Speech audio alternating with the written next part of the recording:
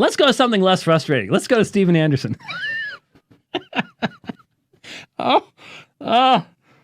When going through your social media feed results in you wanting to listen to Steven Anderson to get away from the craziness, you know the end is near. Right now, I'm ready to adopt any ealism, post-millennialism, amillennialism, premillennialism. I don't care if it just gets us out of this mess. just something, please. It's just...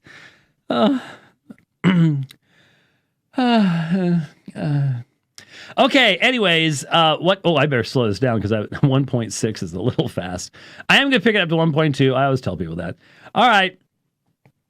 What is this? What are we doing? Stephen Lee Anderson, Faithful Word Baptist Church, King James only guy. The guy got tased in the car, and the guy stands on his pulpit, kicks his pulpit, and kicks people out of the church, and yells and screams, and does stuff like that. He is doing a 10-part series. I'm not even sure if he's done all of them yet. I only have 6. That's going to take me, I figure that's going to take me long enough to get through the 6. We'll get to the other ones when we can. 10-part series, responding to the King James only controversy. And so he did the introduction in chapter 1. We've responded to that. Here's chapter 2. Why are we doing this? Hopefully, with the last response, that was made obvious. We do this because we're touching upon many really important topics, really important issues, and a lot of background issues. Today, we're going to be talking about the Greek Septuagint. I think people need to know about the Greek Septuagint, and they'll hear King James only people questioning the reality of the Septuagint, saying that it wasn't in existence in the days of Jesus, things like that. And since we almost never talk about that kind of thing, except on this program, but certainly not regularly in church, that can cause confusion for people. There might be people trapped in these systems that haven't heard a response from the other side, and so they figure, well, that's a good argument. I guess I got to stay here until that argument is dealt with. And I don't hear anybody talking about it. So so that's why we do these things. We address these less than popular topics, and it does prove to be helpful to a lot of folks. And so let's get to this. I'll be honest with you, with the preaching that I was doing beforehand and this, it doesn't look like we're going to get to phones today. I'm sorry. I should have known that ahead of time.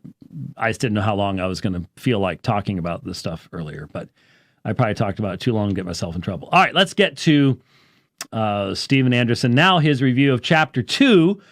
Chapter 2 in the book is basically a historical review where I point out that it has been a standard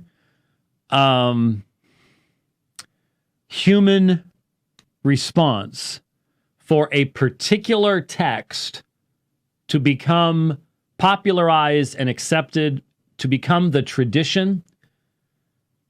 And when there is any challenge to that text, any going earlier, and he's saying, our commitment to just this one kind of a text might not actually represent what the apostles wanted for us, or something like that, that there's a big pushback. It's like, oh, no, we can't do that. And that this has happened a couple times down through history. But what's interesting is he starts off agreeing with me about all sorts of stuff. It's still, again, I have to make mention of it. Watching him and his NIFB buddies only 2 months ago cranking out all these videos attacking me and Jeff Durbin and accusing us of all sorts of just vile, disgusting stuff and just yelling and screaming, acting and such. And then, of course, they all blew up. They just, within like 5 days, 7 days of the last video they put out attacking us, boom, they're all on each other. There's a big split in Florida and Texas, and they're all just eating each other alive, and now they're all false prophets and blah, blah, blah, blah. So the Lord sort of took care of that. Anyway, have him doing that stuff and to see him kicking people out of his church and you idiot, get out of here, and yelling and screaming, and the camera pans back and you see people sitting there and they're just like, oh man, what's going on here? And then to have this, well, he's right about this. He's right. It is just really freaky weird to see the shifting going on. But I digress. Let's jump into this. He then says, KJV only individuals generally are not interested in church history as a subject. Now, he's right about that, too. In general, KJV onlyists are not really interested in church history as a subject, but let me explain why that is. Now, I personally love history, and I've studied a lot of history, including church history, although I must admit that church... Remember, we've played some of his church history stuff, and to call it a unique perspective is very, very kind. History is not my favorite history. I've studied a lot of it, but I prefer pretty much every other kind of history to church history. And the reason why that we feel that way is that church history, more often than not, just ends up being a study in false religion. Why? Because it's going to emphasize the Roman Catholic Church. Now, here, this is what's fascinating to me. These folks are anti-Roman Catholic. Well, we just heard what you were just saying. Do you see a difference? I hope you see a difference. If you can look at the 5 debates, well, you can't look at all of them because Scott Butler is still sitting on 2 of them, but you can listen to all of them. If you can listen to the 5 debates that I've done with Mitch Pacwa, and you can't see the difference between them and the kind of anti-Catholic rhetoric that someone like a Steven Anderson or the NAFBs put out, then you're not listening. There is a serious historical case to be made against Roman Catholicism. These guys don't make it. They can't. That's why Rome does not fear them. That's why Rome uses them. That's why Karl Keating in Catholicism and Fundamentalism could use their lack of knowledge of historical realities as a weapon to convert people to Roman Catholicism. And in fact, that's how Catholic Answers started. You need to understand. Keating was responding to this kind of shallow, ahistorical fundamentalism. And he's a sharp guy. And you can use history and tear this stuff apart. It's easily done. And that's what was so shocking to them when we started debating them back in 1990. Especially the 2 debates, especially the second debate of the 2 that we did in December. Was it 90? December of 90, because we had done August was the first debate in Long Beach. That was the first debate I had ever done at a church in Long Beach. And then at Northwest Community Church in December, and then the next night at City of the Lord in Tempe. I don't even know where that is. I'm not even sure if it exists anymore. I'd have to look it up. It's on Mill Avenue? Okay. And that second debate was where everything started changing for the Roman Catholics in the debate scene, at least in the U.S.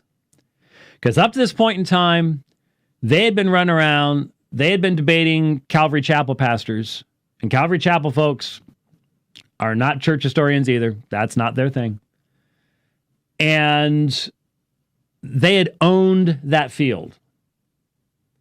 The second debate that we did, see, the first debate we did was on Sola Scriptura in Long Beach. The second debate was on eternal security, or perseverance of the saints.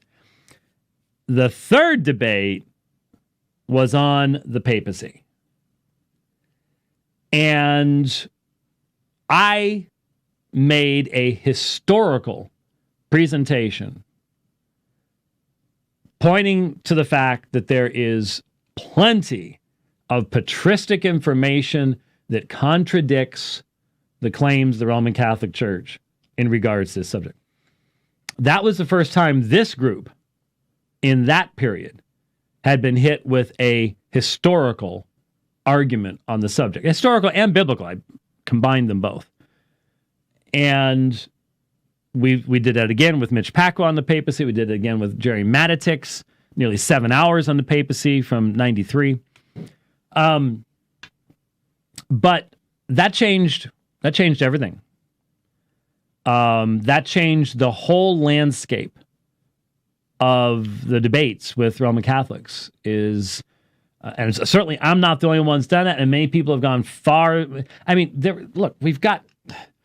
there had always been tremendous works on this subject. It's just history had pretty much forgotten them. I mean, they were still stuck in people's libraries someplace. But, Whitaker and Good and what was the Lutheran guy? Anyway, think of it later. But there are just all sorts of collections. Infallibility Church, first real one of those classic works that I read in response to Cardinal Newman. These books were out of print. They were in libraries, but it's not like they were sitting on your Christian bookshelf at the Christian bookstore. And so that changed. They recognized these Reformed guys who do history are dangerous. They are dangerous to our claims. The fundamentalists, like Anderson, no danger at all. They are not a danger because they cannot make a historical argument because they just don't care to, for this very reason. It's just we're studying Roman Catholicism. No, you're not. No, you're not.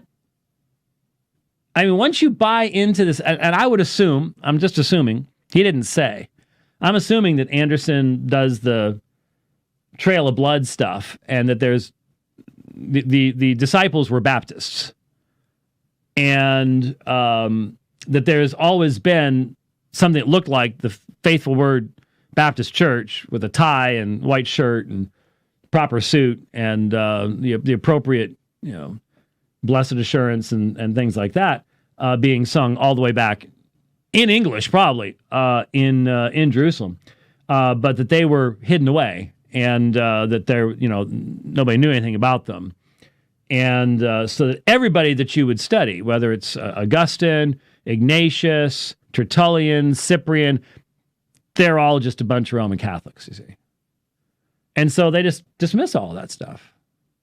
And so they have no meaningful historical argument to make. It's just that's not what the Reformers were. And he will separate himself. We're not part of the Reformers. That's just Catholicism light.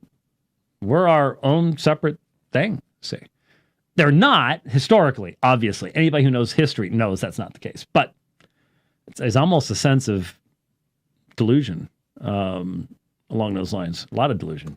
The Orthodox Church and these mainstream Protestant government churches, that's what's going to be emphasized in your so-called church history. The church fathers and the early church from the history books is basically what would become Roman Catholicism and the East Orthodox Church and just a bunch of false doctrines. So why would we want to learn a lot about this broad way that leads to destruction? These billion Catholics today in 2019 on their way to hell. And just all the other hundreds of millions of East Orthodox believers that are on their way to hell with their pagan, idolatrous, apostate Christianity. Why would we want to just sit and read up on that and learn all about that? And then there's this false left-right paradigm between the Catholics and the Protestants because, the Protestants are just Catholicism light. It's not even that different, what they believe. And so, we're not really interested in studying a lot about these false religions. We'd rather study the Bible and base everything that we believe on that. Well, there you go. Which, of course, is what leads to the tremendously incoherent and inconsistent theologies, very surface-level theologies, their inability or unwillingness to interact with all the debates that have taken place down through church history.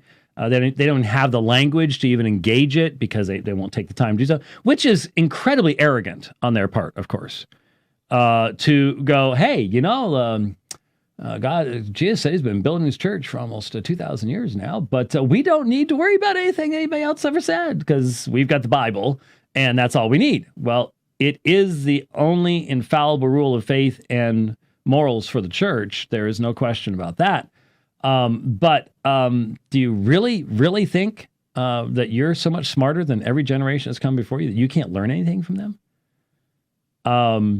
When Paul told Timothy to entrust what he had heard from Paul to faithful men, you don't think there's a wisdom in this? You just you have to invent the wheel all over again every generation, huh? Yeah, well, that definitely is what results in such a royal mess. So he's talking about the Greek Septuagint. Now, what is this? Well, in the days of Jerome and Augustine, late 4th century AD, there was a Greek translation of the Old Testament known as the Septuagint. Okay? And Augustine believed that this Greek translation of the Old Testament that was available to him in the 4th century, called the Septuagint, that is the Word of God. It's inspired translation. That's the Old Testament that we ought to be using, and we don't need the Hebrew at all. We need to just forget about the Hebrew Bible and just make this Septuagint our final authority. Okay. Now, Augustine, of course, never said anything like that, but Augustine could not read Hebrew. And the Bible of the early church, there is no question about this. The Bible of the early church was the Greek Septuagint. Again, Anderson has already said, well, we don't say that kind of stuff. Well, he says he claims to. Well, I'm sorry. He even says he's reading the Greek Septuagint. And again, I'm highly skeptical. But be it as it may, if he is, then he has no excuse for the ignorance that he's demonstrating here. You look at not only apostolic citational usage in the New Testament, but you look at the early fathers, and you ask yourself a question. What scriptural platform are they utilizing? And when it is at all identifiable, it is almost uniformly the Greek Septuagint. I mean, that reflects the reality of Alexander's having spread Koine Greek all around the world. It was still the lingua franca. And so if you wanted to communicate over long distances, there was one way to do so, in writing, and hope that the person at the other end would know what you were saying. That was in Koine Greek. And so the translation of the scriptures, which at the time of the apostles did not include the New Testament, obviously, because it hadn't been written yet, or was in the process of being written during the apostolic period. That's not around yet, so we're talking about the Greek Septuagint. Secondly, there is absolutely no question amongst any serious scholar, that the Greek Septuagint predates the New Testament. This includes all of the King James translators. Read the introduction to the readers by the translators. They don't call it the Septuagint when they're talking about, specifically talk about the Greek version. The 70. They even make reference to the 70, as I recall. I looked it up just last night, was reading what they had to say about it. And though they criticize it for having errors, very plainly, they did not view it in the way that Steven Anderson does. Steven Anderson calls it a corrupt 4th century manuscript. That's not what it was. But it plainly is the source of the majority of New Testament citations from the Old Testament. That's the reality. That's the fact. You can't get away from it. It's just how it is, and there you go. On the other side of this argument is Jerome, who believed that we should go back to the original language. He says, well, no, we need to actually go back to the original Hebrew. And, if we're going to translate into Latin, we need to translate from... And by the way, Jerome likewise did not hold Anderson's view on this topic either. The Hebrew, because the Old Testament was written in Hebrew, it was not written in Greek. So we need to go back to the original Hebrew text and translate that into Latin and cut out this middleman of the Septuagint. Now, not only that, the so-called Septuagint, this 4th century Greek Bible that they had there, is something that is so corrupt. I mean, it is filled with so much error. It's hard to believe that anybody takes it seriously. Okay. Including, evidently, the King James translators who did take it seriously. I've got a copy of it right here, the Septuagint with Apocrypha, and I haven't read the whole thing. I'm working on reading it. And let me tell you something. It has a lot of problems. First of all, this so-called Septuagint, it tampers with the numbers in the genealogy leading up to the flood in the days of Noah.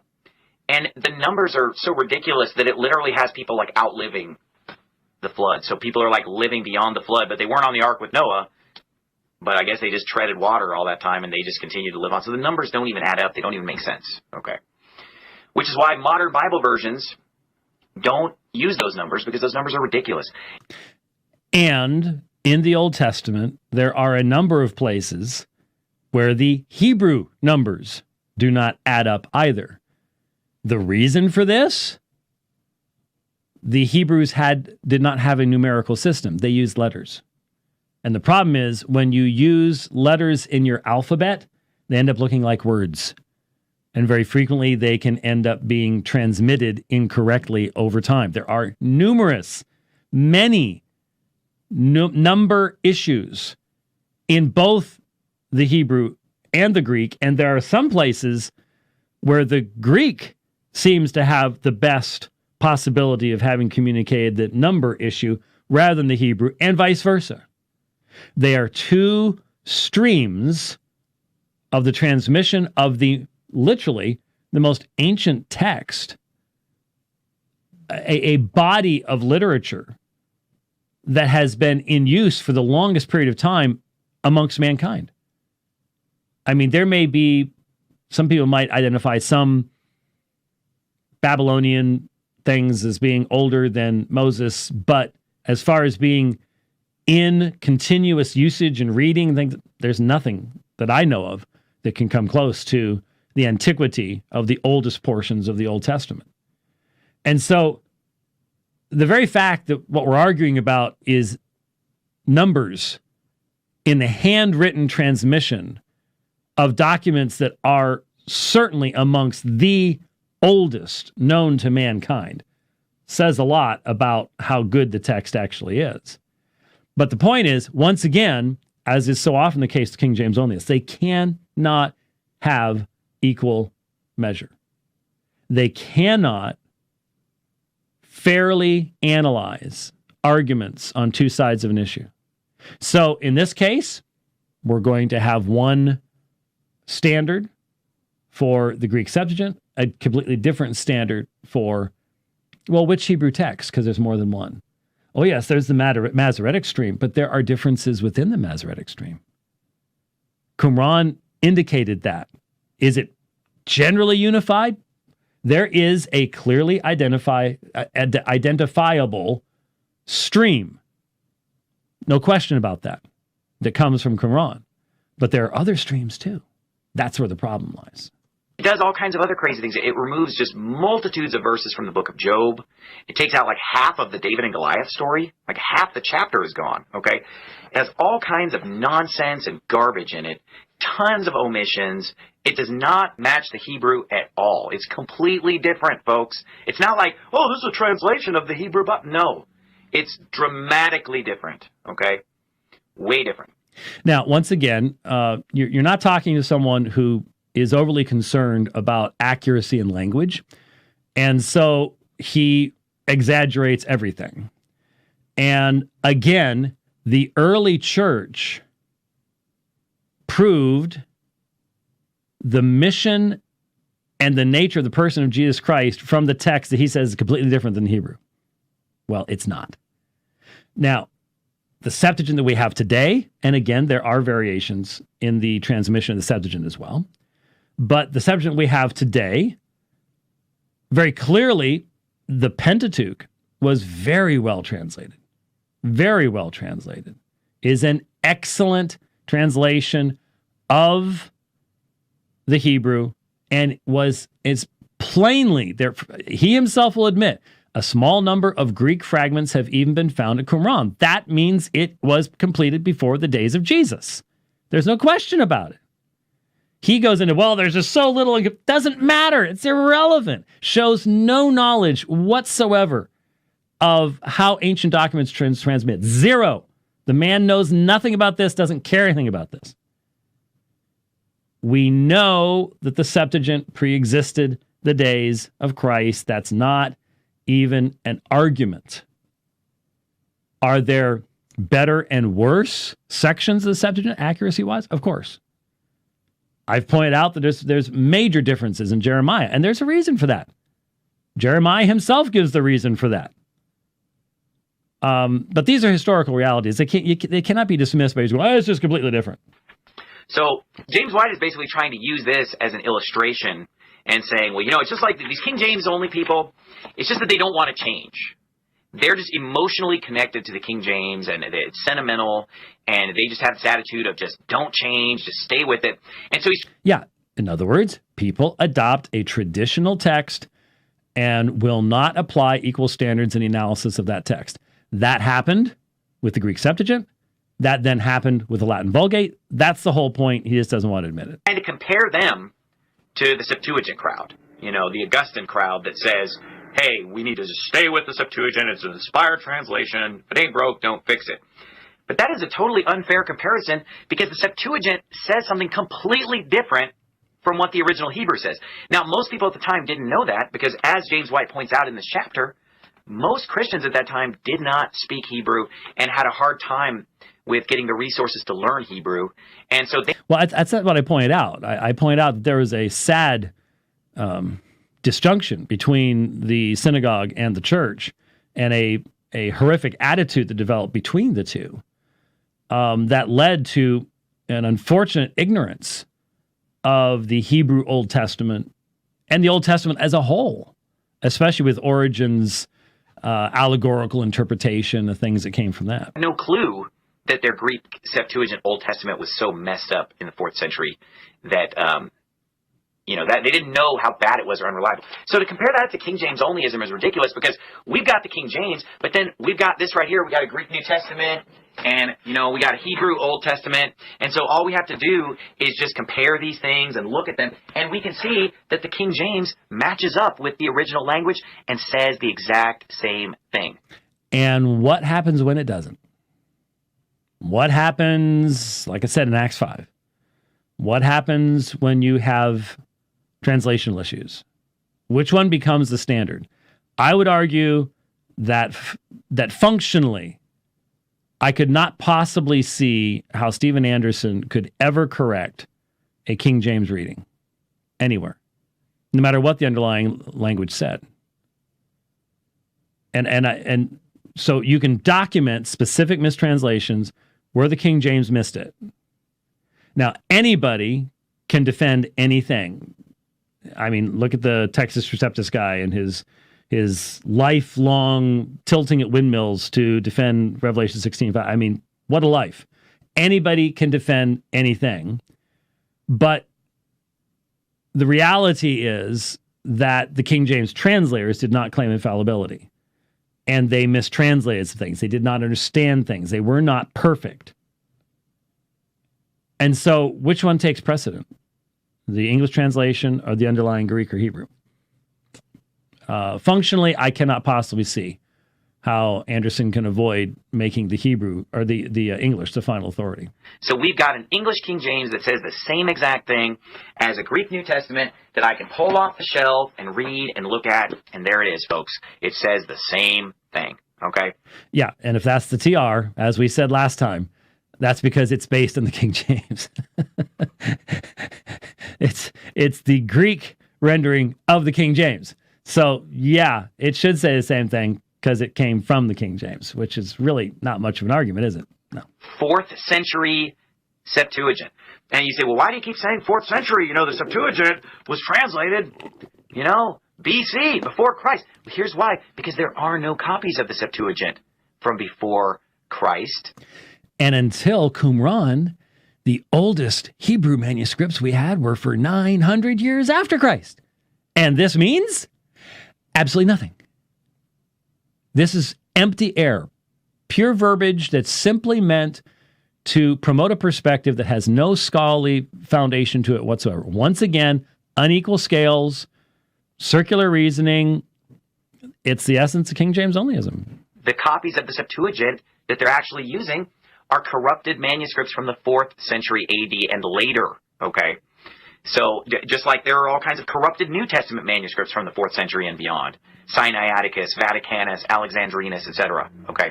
So this so-called Septuagint, this 4th century corrupt Greek text that is just ridiculously different from the Hebrew Old Testament, They're using it in the NIV. They're using it in the New American Standard. They're using it in the ESV. So they're using the same translation that the apostles cited from. And that's terrible. Yeah, that little part won't end up in his presentation. So that, the Septuagint is legit because of the Dead Sea Scrolls they found, BC manuscripts of the Septuagint. Folks, that is not true. Go on Wikipedia and look at the list of all of the Dead Sea Scrolls. You can go on there and it lists all the scrolls. Off the top of my head, I think there are 939 of them, okay, that were found in Qumran in the 20th century. And here's what you'll find. The so-called Septuagint that they found in the Dead Sea Scrolls contains fragments from Leviticus, Numbers, and Deuteronomy. That's it. Which means that it existed before the days of Jesus.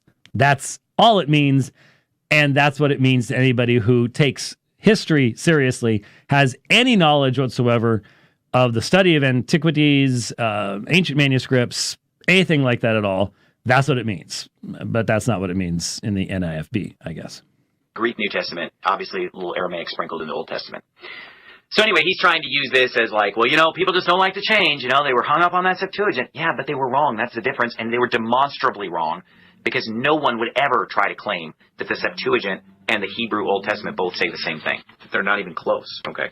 No, they are very, very close, actually. And in fact, with a few exceptions, it's useful if you have the Septuagint on your phone, if you're learning Greek, to read along when the Old Testament is being read. Now, the problem is the chapter, like in the Psalter, frequently the chapter divisions are messed up. And unless your electronic program corrects that for you, sometimes it can be hard to find.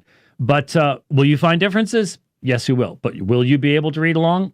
I've done it a million times. And if he, as he claims, is reading the Septuagint, he would well know that. So Jerome's Latin translation eventually became known as the Vulgate. But that's deceptive, though, because here's the thing. What's known as the so-called Vulgate, like, if I were to just buy the Vulgate, okay, this is not exactly what Jerome translated. No, and he seemed to miss again, did he miss the point, or is he just being obscure, or what? I don't know. I told the story, and in fact, he reads the story of Lorenzo Valla discovering through the comparison with Jerome's commentaries the changes that had taken place in the Vulgate and stuff like that. But he's missing my point. My point in the chapter was that traditional texts will be defended, and they will be defended by utilizing different standards than you apply to anything that's come along since then. So this happened with the Septuagint and the Vulgate. This happened with the Vulgate when Erasmus challenged its preeminence with his Novum Instrumentum in 1516. And it has happened with King James only advocates who make the King James translation the standard, and when a new translation comes along, then they use different standards to analyze the one than the other. That was my point, and the fact that he has to keep avoiding it sort of makes my point for me. Since he was unwilling to wait for papal approval, he took a big risk and dedicated... Now, check this out. He's reading from my book, and I'm talking about how was it, given that Cardinal Jimenez's Complutensian Polyglot was already published, was already printed, waiting papal approval, why would it matter if Erasmus rushes his to print? Because he's going to have to wait for papal approval too, right? A lot of people ask that question. So he's reading from my book. Since he was unwilling to wait for papal approval, he took a big risk and dedicated his work to Pope Leo X, the same man who excommunicated Martin Luther, hoping that the dedication would deflect any reprisals for rushing his work to press. The gamble worked, and Erasmus had the first published Greek text on the market. Not going to say anything about that, Pastor Anderson? The fact that the very first edition of Erasmus, the very first edition of what becomes the TR, was dedicated to the Pope who excommunicated Martin Luther for believing in justification by faith. Not going to say anything about that, because I can guarantee you if the shoe was on the other foot, you'd preach 47 sermons about it. But no. Doesn't fit the narrative. We won't talk about it. This is not relevant, okay? Because Erasmus's first edition was immediately followed by a second edition fixing the error. Yeah, he was in a hurry. I don't blame him for wanting to get it out the door. when everybody's in the dark and when the Catholic Church has their corrupt Bible. That's not Erasmus's view. That wasn't Erasmus's view. Erasmus wasn't saying that, the Roman Catholic Church. He was a Roman Catholic, Pastor Anderson. He was a Roman Catholic priest. He believed in transubstantiation. You're trying to turn him into a Baptist? He was not a Baptist, okay? Not there. Doesn't work. Wrong. So what? He got something out the door, and he corrected it and purified it and purified it, and they had almost 100 years to purify it by the time the King James came out. So any errors in the first edition of Erasmus are not relevant to the King James Bible because that stuff was all corrected over many, many decades to follow.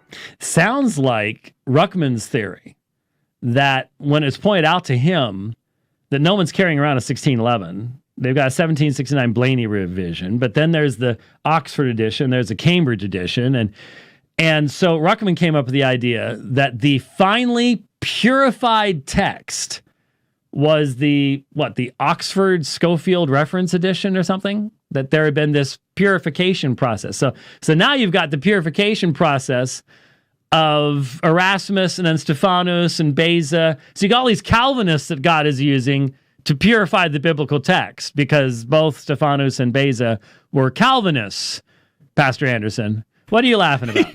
You just described textual purgatory. Textual purgatory, purification. It was being purified in purgatory. Yeah, that's what's going on.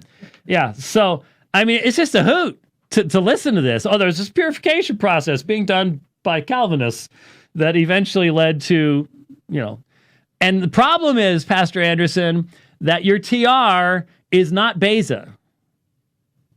It takes from all that purified quote unquote purified process. So, again, the study of history is an important aspect of knowing the truth. And given that Pastor Anderson admitted, we don't really do that very much, explains these. So there is his response briefly to the second chapter. And so we're going to press on from there into chapter 3, and then I'm going to have to listen to 4, 5, and 6, and so on and so forth. But hey, I think aside from the head-poundingly great frustration of the incoherence and inconsistency, the issues do need to be addressed. It's good to talk about what the Greek Septuagint was and stuff like that. I think that's important to do.